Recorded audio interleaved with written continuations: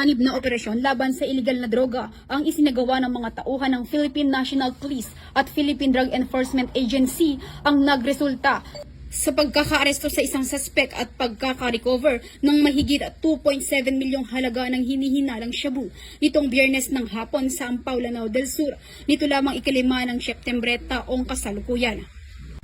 Ayon sa ulat, bandang alas 3:30 ng hapon nang isagawa ng mga operatiba mula sa Bacolod, Calawi Municipal Police Station, 1st PMFC ng Lanao del Sur Provincial Office, RPDEU Bar, SOO Bar ng PNP DEG, 45th Special Action Company, 4th Special Action Battalion ng PNP SAF at PIDEA Lanao del Sur Provincial Office ang isang bypass operation sa naturang lugar.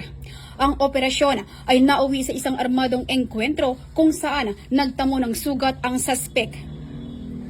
Agad namang dinala ang suspect sa medical center para sa agarang lunas bago ito dalhin sa Bacolod, Calawi MPS kasama ang mga nakumpiskang ebidensya.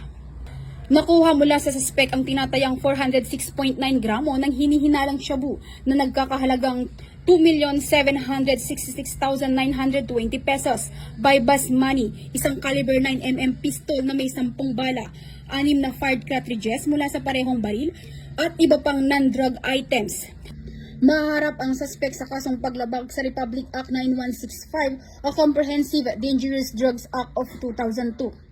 Sa isang pahayag, sinabi ni Acting Chief PNP Police Lieutenant General Jose Melencio C. Nartates Jr., ang matagumpay na operasyon na ito ay patunay na walang humpay na dedikasyon ng ating mga kapulisan at mga katuwang na ahensya sa pagpapatupad ng batas laban sa iligal na droga.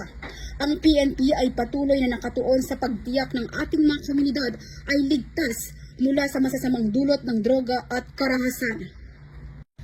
Tinitiyak ng PNP sa publiko na ipagpapatuloy nito ang walang tigil na kampanya laban sa iligal na droga habang pinangangalagaan ang karapatan at buhay ng bawat mamamayan. Mula rito sa rehiyon ng Bangsamoro, ako ang inyong Police News Network Correspondent, Patrolwoman Veronica Lagi, alagad ng batas, taga-taguyod ng Balitang Pulis.